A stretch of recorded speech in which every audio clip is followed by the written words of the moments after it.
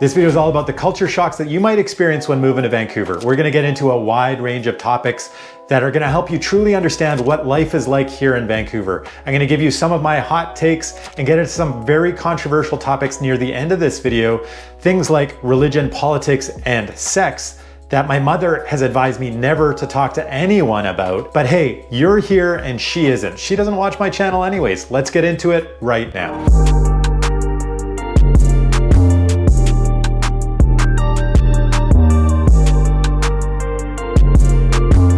Welcome back to the channel. My name is Sebastian Albrecht with the Living in Vancouver, BC team. If you're new here, I put out videos just like this one about living in and moving to Vancouver every single week. And this week, we're talking about the culture shocks that you might experience when moving to Vancouver. I think one of the most important things to understand about Vancouver's culture is its ethnic diversity. Vancouver is one of the places in Canada that immigrants want to immigrate to. It's one of the most popular destinations, behind perhaps only Toronto. As a result, in recent years, it's becoming increasingly ethnically diverse. In fact, in 2021, Metro Vancouver's visible minority population surpassed any other. So we have 54% of the population in Metro Vancouver is a visible minority. That is led by about 20% Chinese, 14% South Asian, and 5.5% Filipino. And then we have a whole slew of other ethnicities that are in the 1 to 2% of the population range.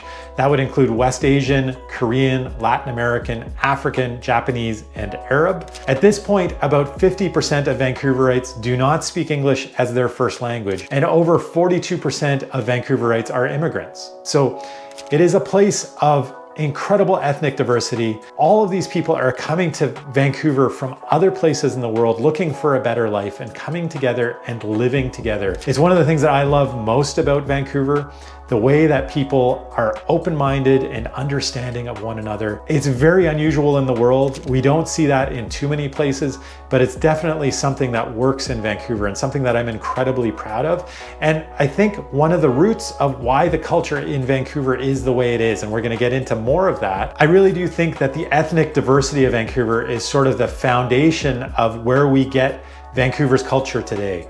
It's that open-mindedness, the understanding of other people, and sort of an optimism and a growth-minded mindset. Work-life balance is another key component of understanding Vancouver's culture.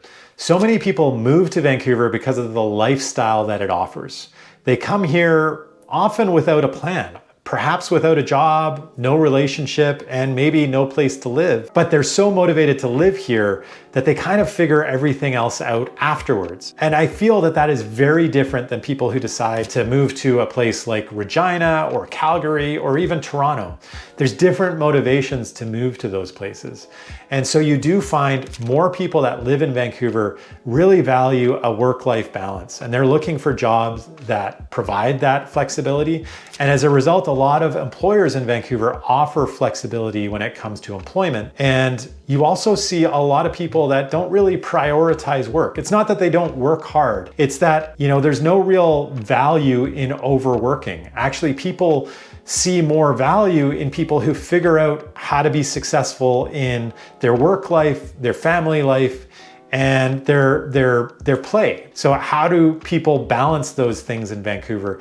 People who are able to balance those things are viewed in higher regard than the people who just, work 80-hour work weeks, work themselves to the bone. That's not really seen as the ultimate goal here in Vancouver. You can see that playing out when you view people on the streets in Vancouver. There's a lot of people outside sort of enjoying life when weather gets good. And you might find yourself wondering, does anybody here work? Well, the thing is, they probably do. They're making money in some way, but they have flexibility in what they do. And those people are the ones who are really successful and driven to stay here in Vancouver. Another example is the Vancouver Canadians baseball games. That's our minor league baseball team. But they have one of their most successful games is they have what they call nooners at the Nat. And those are in the late spring to early summer. And it's a Friday afternoon at 12 noon. And the stadium is packed. And it's a very popular thing for people to do in the middle of a work day. But really, it's a pretty special experience to be able to do that and hang out in a baseball stadium with your buddies and have a drink.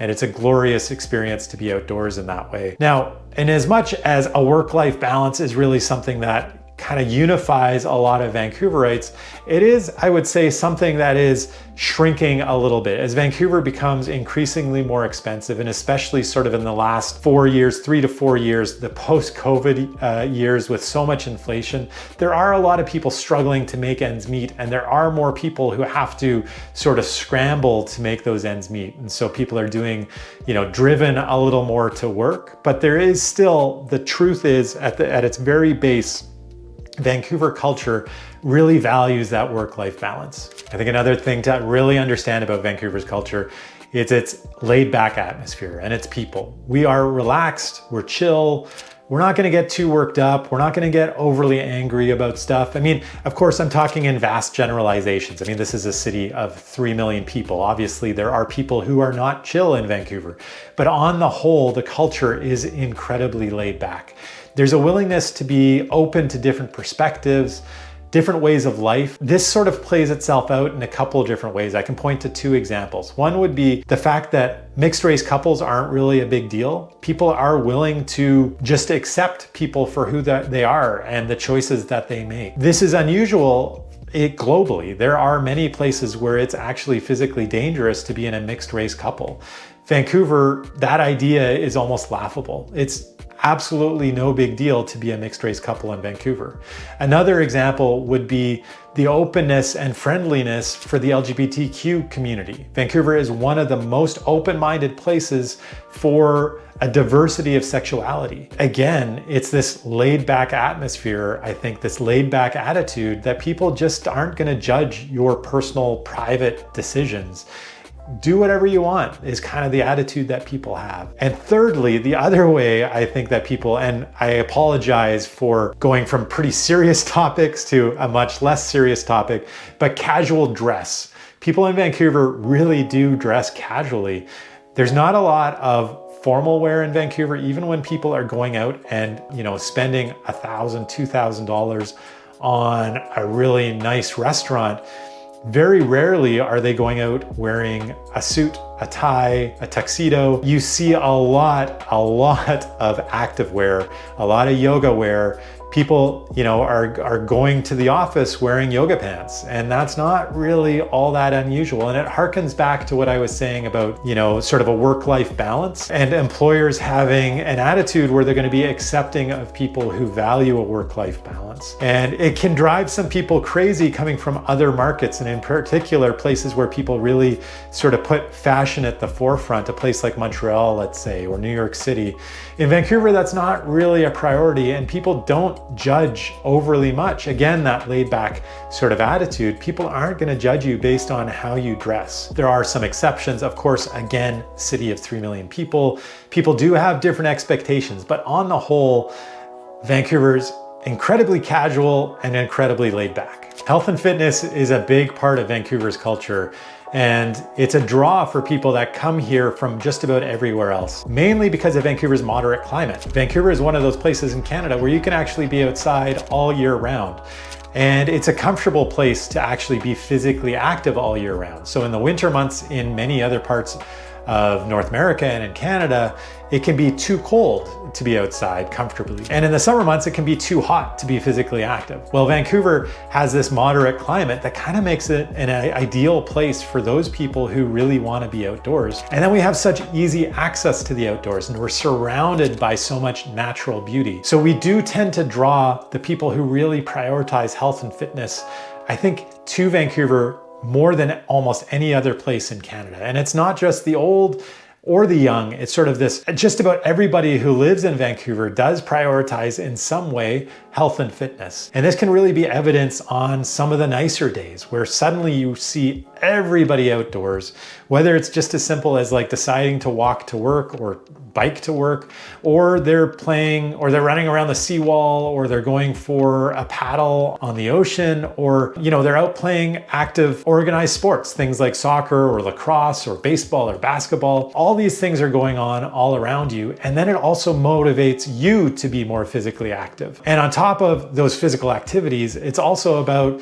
nutrition and health. And so there's so many businesses. It's such an easy place to eat well and eat a healthy, balanced diet, or pursue very specific sort of nutritional paths, whether you're vegan or vegetarian, or you want a low carb diet, or you want no gluten. You can find those things in the supermarkets here, in the stores, but also there's restaurants that cater to your dietary restrictions. Unlike so many other places in the world, this is a place that it's easy and motivating to be healthy. It's a part of our culture. It's a part of Vancouver's DNA. Now, before I get into some of the more controversial topics a little later in the video, and you want to make Vancouver part of your DNA, don't forget that I am a real estate agent that's helped hundreds of people move to Vancouver. Whenever you're ready, let's start a conversation about how I can help you and your family move to Vancouver. If you are thinking of purchasing, my contact information is right here on the screen. Reach out anytime. Let's get back to the video. Now, what about nightlife as part of Vancouver's culture? Vancouver's not known for its nightlife. We all have to, let's get that out of the way. If you are a young person that wants sort of a vibrant club scene,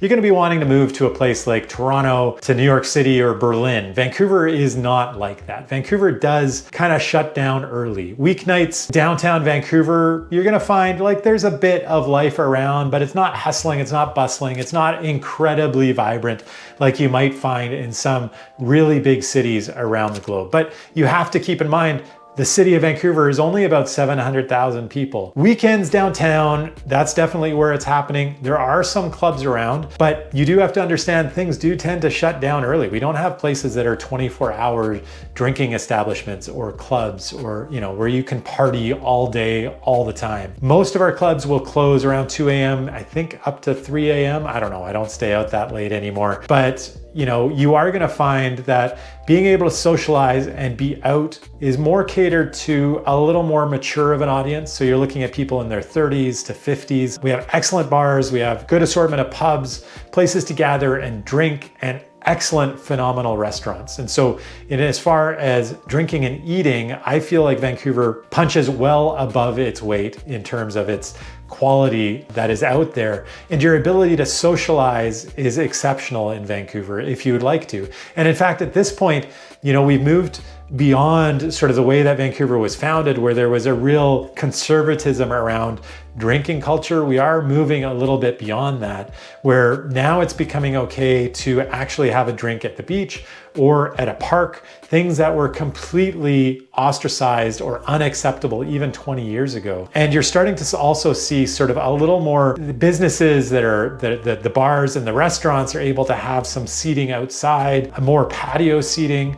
And so you're seeing just a lot more sort of interconnectedness, a lot more social connection around sort of food and drink in Vancouver than we've really seen for a long time. And it's much more present, a much bigger part of Vancouver's culture. But what we definitely do not have is a real club scene, a real partying culture. You're gonna wanna pursue that in other parts of North America and the world rather than in Vancouver. Now this one, I'm gonna talk a little bit about driving, but as with so many of these topics, the culture shock really depends on where you're coming from. If you're coming, in this case, from a bigger city or a much smaller town. And this is one of those that I feel is a bit controversial when we're talking about driving.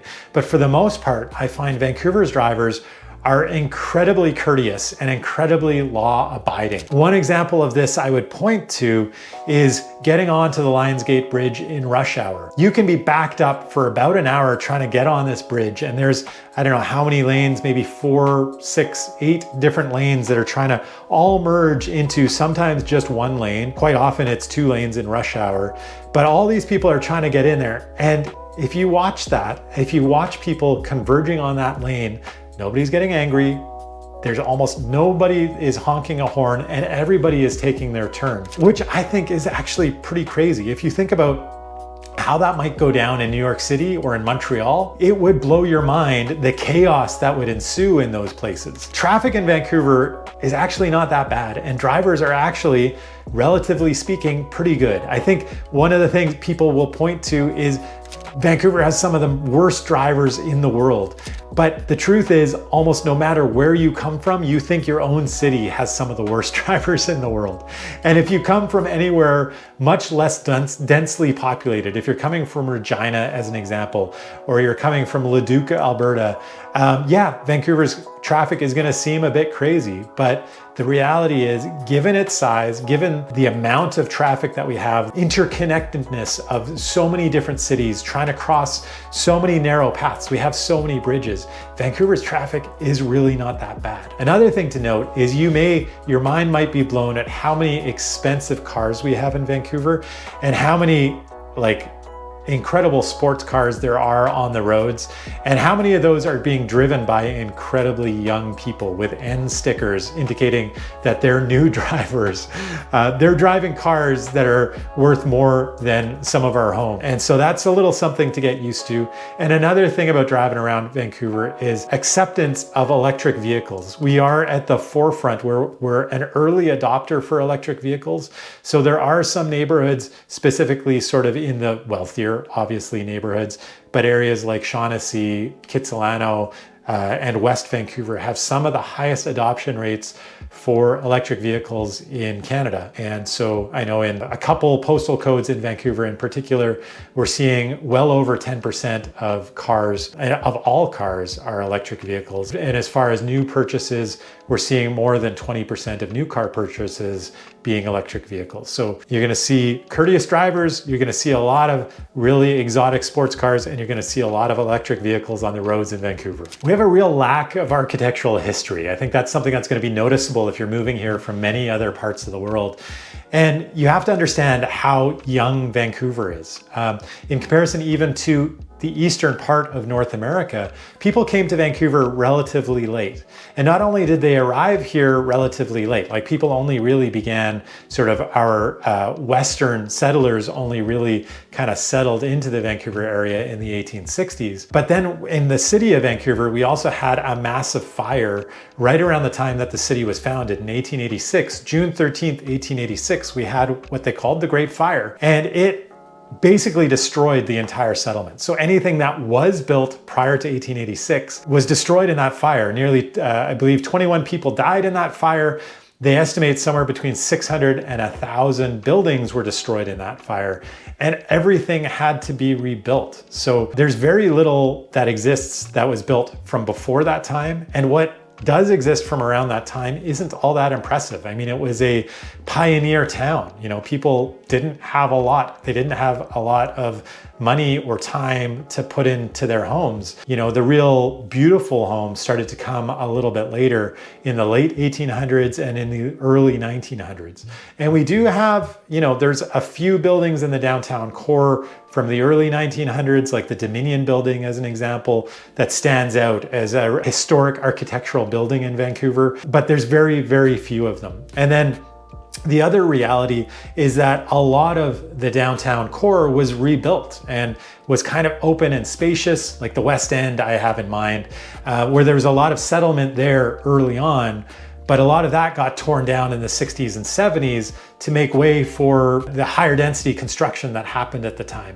And as a result, Vancouver is incredibly highly densely populated, the most densely populated place in all of Canada. But a lot of those old historic buildings were torn down. There are a few examples of them that are protected and remain, but again, not that many. And then in the downtown core, well, it's just too expensive, too small a space to really preserve too much of that architectural history that existed. The downtown core actually moved. So we do have a lot of old historic, culturally historic buildings on the downtown east side or Chinatown, but that is no longer sort of the center of the downtown core. And then the rest of the city really grew by leaps and bounds. So much of the rest of the city, you know, whether you're talking about, say, an area like Dunbar or Kerrisdale or Point Grey, that really opened up in the 20s and 30s. And then other parts of the southern part of the city might have only opened up in the 50s or 60s. And so this is all such a young city that it's hard to understand if you're moving from Europe, absolutely, but even if you're moving from a place like Toronto or Montreal or Halifax, how short the history is of our city. And as a result, we don't really have too much of that long-standing architectural history, the evidence of people being here for a really long period of time. And I would be remiss not to mention the indigenous population. And of course, much of their construction was wood. And so it's not preserved. It doesn't exist. The things that were built 200, 250 years ago, 300 years ago, just don't exist any longer, unfortunately. But one of my favorite places in Vancouver is the Museum of Anthropology out at UBC. And they have recreated a West Coast Indigenous village, which I used to love visiting as a kid and just let my imagination run wild with what life would have been like here before European settlers came. So if you're curious about what that might be like, it's not historic, but it does show you, it's a reproduction of what life was like. So cultural, architectural history is not really a big part of Vancouver's culture. Now we're going to talk about politics. What could be more controversial than politics, especially these days? Vancouver's politics tends to be left-leaning. There are exceptions, but on the whole, as a vast generalization, you're going to see the Metro Vancouver area basically shifting to that left side of the political spectrum. The reality is that the more left-leaning areas of the city tend to be the poorer neighborhoods. So the poorer neighborhoods as well as the more densely populated areas.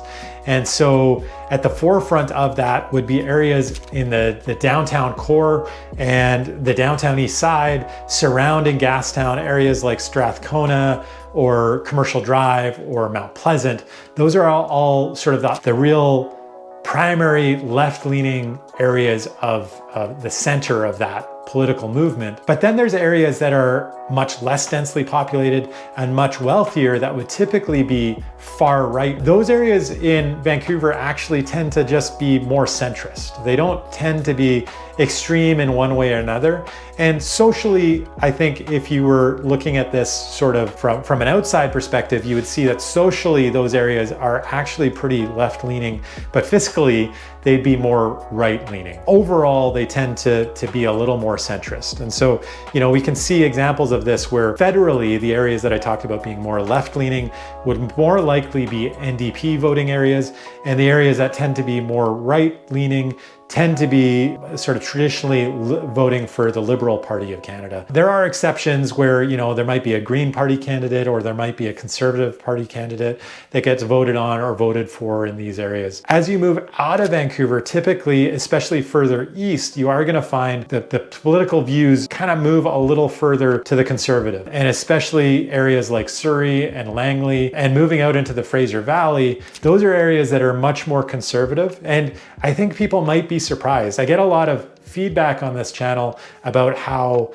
left-leaning or woke Vancouver is. The truth is there's actually quite conservative areas, and if that is your political leaning, you are going to find there's people thinking just like you and that you're going to very happily fit in with in other parts of Metro Vancouver outside of the city of Vancouver generally. But again, even if you are having a different political viewpoint, Vancouver is one of those places that is just kind of open-minded and accepting of other points of view. And so generally in the city, people of all political walks of life kind of get along. And it's not as divisive an issue as I find it can be in other parts of North America. And now I'm going to touch on another hot topic, and that's religion. Vancouver's a place where people don't really identify as religious. We're kind of at the forefront of that. That's sort of a more modern North American perspective. But Vancouver is really at the forefront where 56% of Vancouverites identify as non-religious. That's the highest number in Canada and close to the highest in all of North America. The national average in Canada is just 24%. So we have well over double that in Vancouver identifying as non-religious. And in fact, it's 21% in Toronto, just to give you an idea of how it shifts. People who don't identify as religious in Vancouver are predominantly either born in China, in Canada, or from the UK. So those are, as we have talked about, some of the areas that people are immigrating the most from are generally from China and from the UK. So this is a growing part of our population where people just don't really identify as being religious. We have just 30% of our population that identifies as being Christian. And that's the lowest number for any major metropolitan area in all of Canada. The national average is 67%.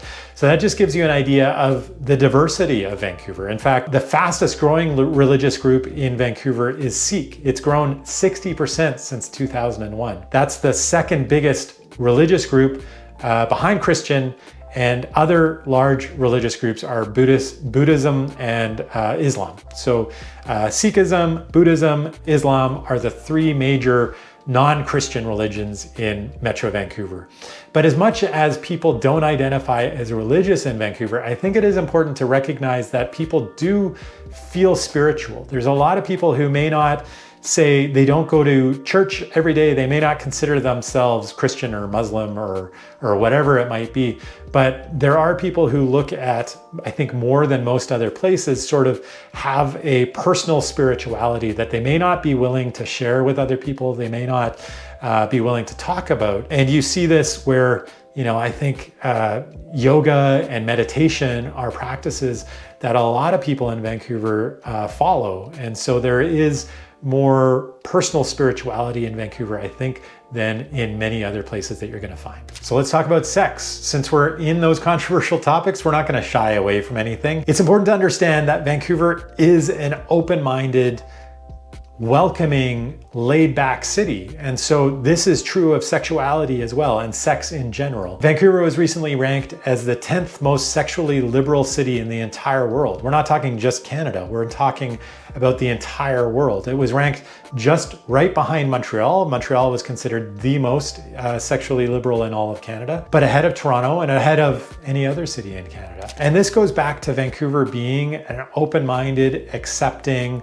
laid-back city. People are willing to accept differences. And whether you are LGBTQ and you've made different lifestyle choices, nobody really cares. Or you're into kink or whatever it happens to be, it's really not a big deal in Vancouver. People sort of have an attitude that, whatever you're into, as long as it's not hurting anybody and people are willing, that's something that people are generally willing to accept. And again, of course, there are exceptions, and people of all communities have had often some negative experiences even in Vancouver. But on the whole, the way that we compare globally is definitely that this is a place that is accepting of differences.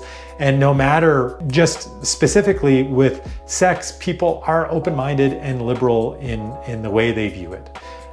So this is an open place, a place of understanding and acceptance, more so than almost anywhere else in the world. Vancouver is unique in so many ways, and so culturally it's really important to understand how different it could be from where you're moving. And I hope this video really gave you a solid basis of understanding for that. If you have any comments, do put those down below and give me a like, or hit the subscribe button if you want to see more videos just like this one about living in and moving to Vancouver. I put these out every single week. And if you are thinking of moving to Vancouver and thinking of purchasing a home, do reach out anytime. My contact information is right there on the screen. I really do appreciate you watching this video all the way to the end. And definitely check out this video right here. If you want to know more about what's great about living in Vancouver, this video right here is just for you. Thank you for watching. I'll see you on next week's video.